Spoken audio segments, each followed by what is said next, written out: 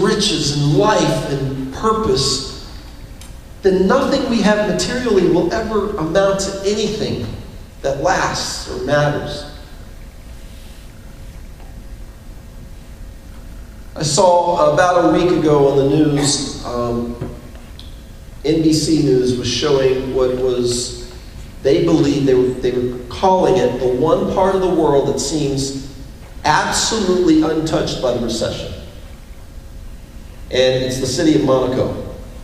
And they did a series of interviews with people, and they interviewed this guy who was buying, I think, a third yacht, and his yacht was, I don't remember exactly, but it was almost the longest yacht in the world, but he heard that another one had been built, and they interviewed so many people who flew in for the day to shop and then flew back home, and you could tell that they knew a recession was happening, but it hadn't really touched them or affected them.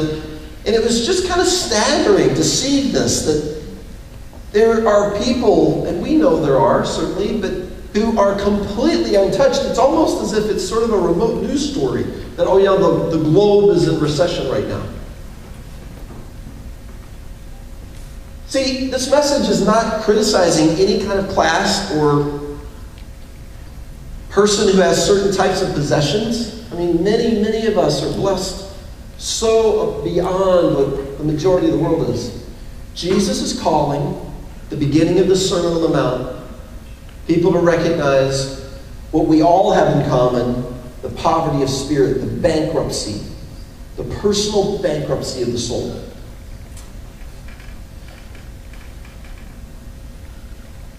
This isn't about us becoming poor monetarily or in appearance. It's not what Jesus is calling us to.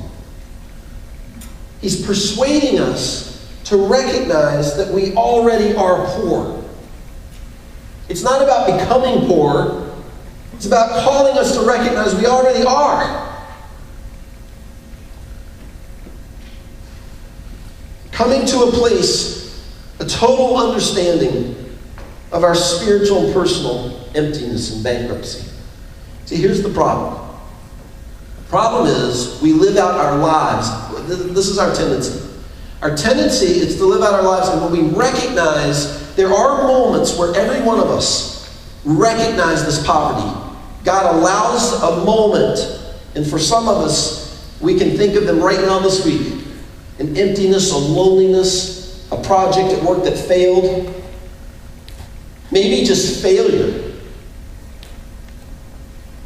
It may be rejection of some type. It may be the overwhelming stress of parenting. We thought kids were going to give us joy. And when we go to church and we smile at each other as parents and we say, how are we doing? And oh, I'm good. And the truth is, we feel overwhelmed much of the time. Maybe that's your story. Maybe it's the fear of unemployment. There are these moments and circumstances that God allows where we taste and we breathe again this poverty. And the problem is that we tend to fill that emptiness, that void, that hurt, that need, that fear, that loneliness with the things, the tangible things of this world. And they never can fill the Spirit. I watched this story about, I think it was earlier this week. And this man was having severe chest pains, and it lingered and got worse and worse. And I think this went on for about a year and a half. It'll say here. And he ended up at Duke University trying to figure out what was going on. And it just made me think about how sometimes what doesn't belong ends up in the wrong place. Let's watch this clip. I think this is from Good Morning America. A North Carolina man is breathing easier after being virtually housebound, suffering from a slew of ailments, until doctors found something very unusual inside of him. Here's Jeremy Hubbard with the story. For 2 years, doctors couldn't figure out what was wrong with John Manley. I put myself in a hospital because I was spitting up blood. Finally, doctors at Duke University Hospital discovered the problem, a foreign object in his lung. When they removed it, it was 1.5 inches long, and it looked like a piece of a plastic utensil. When they cleaned it off, they were shocked. And my assistants that were working with me started spelling out these letters of A and M, B, and eventually realized that this is the word hamburger.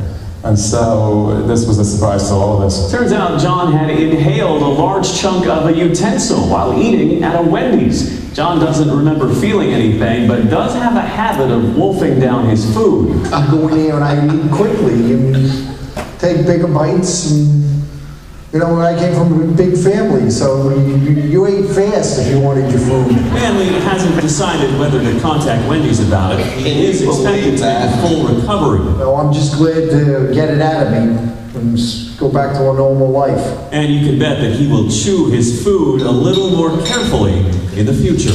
For Good Morning America, Jeremy Hubbard, ABC News, New York. Dude, you breathed in a spoon. How do you even do that? It was in his lung for almost 2 years.